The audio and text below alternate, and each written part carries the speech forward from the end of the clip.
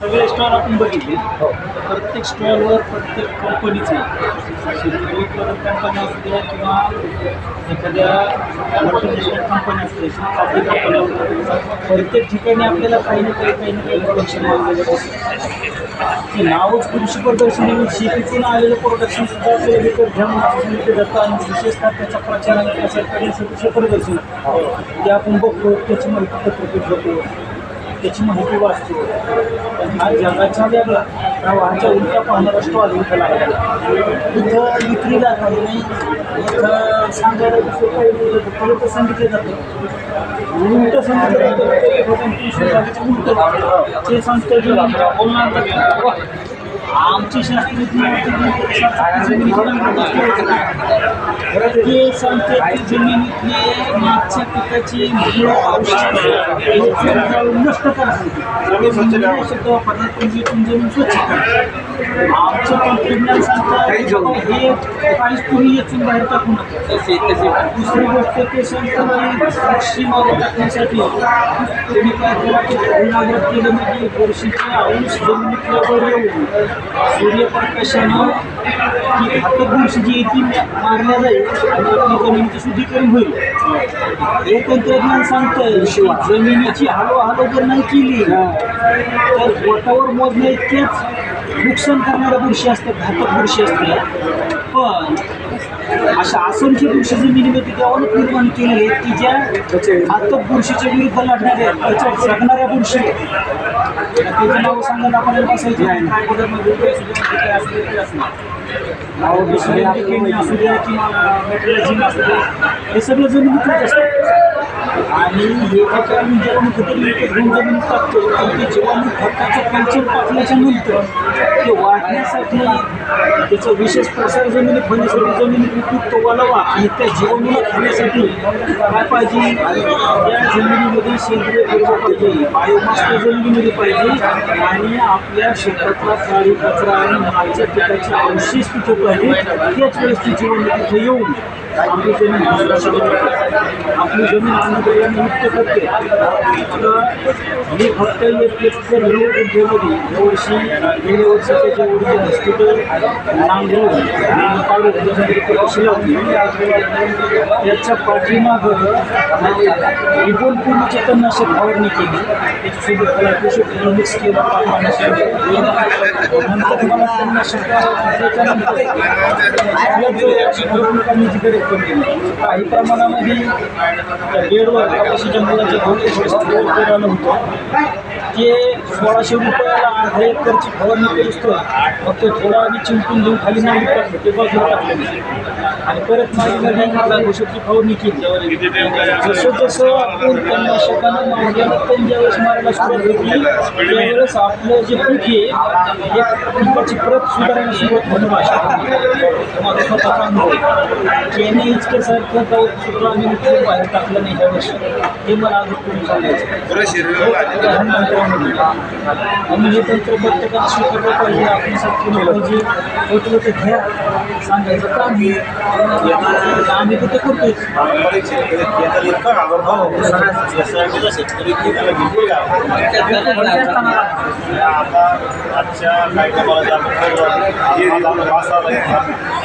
मी आता 100 किलोमीटर संपलो गावाचा बाजार सगळे गेलो.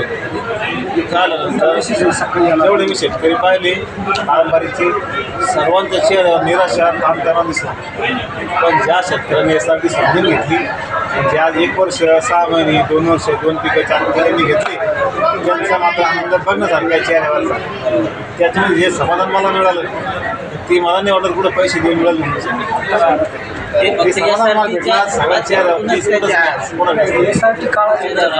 आता आपले जी सगळे इथे आलेले रामपूर बाजार संघीचे हे माऊली हे बदनापूरमधून आलेले. तुम्ही मुस्लिम सांगितलं आमच्या तालुक्यात कोरकरमधून आलो. आमच्या तालुक्यात तसं आणि ज्यांना समजून घेतले ना साहेब त्याची नाही करायलाच लागेल. मी दिवसाचं पूर्ण आज वर्ष ऊस कटायच आहे ना. तुम्हाला काय बदल वाटतं त्याच्यात? त्याच्यात खूप बदल वाटला. एकदम कापूस बी चांगला झाला आणि इतका पाऊस पडला की ते जमीन होऊन गेला असतो. सगळे असं काहीच होऊन नाही. जमीन खतं कमी नाही तुमच्या पिकांनी. खतर देत नाही. आता त्याच्यात भुईमुग सुद्धा इतक्या जोरात आहे. गांडूळ किती घेऊ? गांडूळ आहेत ते विकत गेलं काहीच दिलं नाही. गरम झाली का? हा बत्तीच्या कानासारखी. बत्तीच्या कामासाठी मला कोणी बी येणार पाहिजे नाव ठेवून द्या. आता म्हणजे काय केलं सांगायचं नाही. तुम्ही काय सांगतो तुम्ही आज पारंपरिक शेतकऱ्याला 1 एकर ऊसाचं शेतकऱ्याला किती पैसे लागतील? पैसे किमान 10,000. मला ते त्या 2 एकर मध्ये मी 6 एकर केला यावर्षी. तुमचं म्हणणं आहे 10 एकर आपलं हे आणि ऊस पास आहे. नक्की साहेब SRTमध्ये जी आपण नवीन सुरुवात केली सर्व शेतकऱ्यांसाठी प्रेरणा देणारे गुत्तेदार साहेब यांनी ऊस जागेला मारून आणि त्या चांगल्यापैकी पिकं घेतली तर मला असं वाटतं त्याचं आपण अभिनंदन करायला पाहिजे. कसं नाही आपल्या घरच्या आमच्यासाठी तुम्ही आमचे प्रेरणास्थान ऊसाबद्दल ऊसाच्या विशेष जागेला जमीन सुपीक केली आणि भैमुख सुद्धा एकदम जबरदस्त. वाव मस्त. कोटे साहेब आपलं म्हणून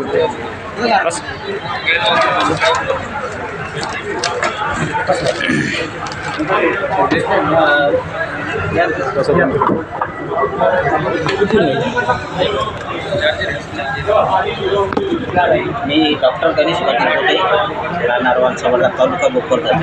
गेल्या 3 वर्षापासून मी SRT पद्धतीने शेती करत आहे. यावर्षी आपण सोयाबीन प्लस तूर अशी या पद्धतीने आपण SRT पद्धतीने घेतले ते. तर या पद्धतीमध्ये मला पारंपरिक पद्धतीपेक्षा तुरीचं जवळपास 11 क्विंटल लावले झालेले आहे आणि त्याच्यानंतर आंतरपिकामधून आपल्याला 7 क्विंटल सोयाबीनचे उत्पादन निघालेलं आहे. दरवर्षी आपला पारंपरिक याच्यामध्ये काय खर्च खूप होतो का, परंतु आता SRT पद्धतीला आपण शेती करत असल्यामुळे आपला नागाटीचा खर्च, रोट्याटरचा खर्च, आंतरमशागतचा खर्च हा पूर्ण वाचलेला आहे. त्याच्यामुळे आणि यावर्षी काय आहे मालांना व्यवस्थित भाव नाही. त्याच्यामुळं कसं आहे शेतकरी दरवर्षी नागाटी करू जमिनीचे अत्याचार करू लागला आणि त्यातले जे जीवाणू आहे ते नष्ट करू लागला. माझी सर्व शेतकरी बांधवांना नम्र विनंती आहे की त्यांनी प्रत्येकाने SRT पद्धतीने शून्य मशागत तंत्राचा अवलंबन करावा आणि कमी खर्चामध्ये जास्तीत जास्त उत्पादन घ्यावं आणि जमिनीची सुपीकता वाढण्यासाठी मदत करावी. एवढं बोलतो. यांच्याकडे आपला अनुभव सांगा. SRTचं नाव सांगा तुमचं. माझं नाव आनंदा दगडूजी धाकतोडे, गेवराई बाजार, तालुका बदनापूर, जिल्हा जालना. तिथं शेतकरी असून मी 7 एकर SRT केलेली. कोणते पिके घेतली तुम्ही SRT पद्धतीने यावर्षी? हो, कोणते घेतले? मी तूर आणि कापूस पीक घेतलं. किती उत्पादन मिळालं तुम्हाला? एकरी कापसाचं मला 5 क्विंटल मिळालं आणि तुरीचे 3 एकरमध्ये 14.5 क्विंटल उत्पन्न मिळालं. आंतरमशागतीतील मजूर किती लागले यावर्षी? यावर्षी मजूर एक मजूर बी नाही लावलं. स्वतःच मी औषध फवारलं.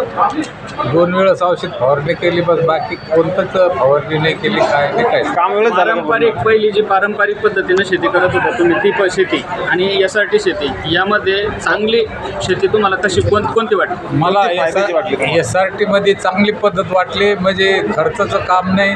तुमचा काय त्याचा फायदा झाला SRTमुळे? माझा भरपूर फायदा झाला. म्हणजे पहिल्यांदा तर पैसे घरून मजुराला द्यावं लागत होतं. बरं, आता तर मला पैसे मस्त त्यांना मारलं मोकळे मोकळेलं आहे. पाऊस येऊ जाऊ काही ताण नाही. काय ताण. बरं, तुम्ही किती एकर शेती केली SRT पद्धतीने? 7 एकर. तुमचं पहिलंच वर्ष आहे? पहिलंच वर्ष. माहिती नव्हतं, काही नव्हतं, तरी बी यूट्यूब पाहून SRT करणारे शेतकरी. हा, यूट्यूब. तुम्ही मला मागाशी म्हटले माझ्या विहिरीचं पाणी वाढलंय, तुम्हाला कसं जाणवलं पाणी वाढलं? हां, गेल्या वर्षी पाण्याचा थेंब नव्हता. यावर्षी SRT केली तर माझ्या एरियाला पाणी बी आहे. अरे वा. हां, म्हणजे हा तुमचा स्वतःचा अनुभव आहे. स्वतःचा अनुभव. आणि या पारंपरिक असताना पहिल्यांदा काहीच नाही, मालच होत नव्हतं, पुरं गवतच होत होतं का, मजूर मिळत नव्हता ऐन टायमावर. मग आता तुम्हाला कधी कमरेत तण झालं, तुम्हाला काय वाटतं तणाला बघून? हा, मी खूप आनंदी आहे आता. चांगलं वाटतं मला. रासायनिक खताचं एक दाणा बी नाही टाकलं, खतच नाही. जमीन कशा म्हणजे तणच आपलं खत आहे. त्यानंच खताचं ते पहिलंच वर्ष असल्यामुळं मला काही एवढी जादा माहिती नव्हती. हा. आता तर पुरं यूट्यूबवर याच्यात त्याच्या बातम्या ऐकू आता. मग आता शेतकऱ्याला SRT सहकारी भेटले, तुम्हाला काय वाटतं यांच्याबद्दल? आता मला खूप शेतकऱ्यांना बघून काय वाटतं तुम्हाला? चांगलं वाटतं. मग आता नक्कीच बोलतो शेतकरी आनंदी होईल. आनंदी बिलकुल लगे. माझं तर असं मत आहे, प्रत्येक शेतकऱ्यांना हे SRT केली पाहिजे. बरोबर. खूप अभिनंदन तुमचं पण खूप अभिनंदन. हां, धन्यवाद.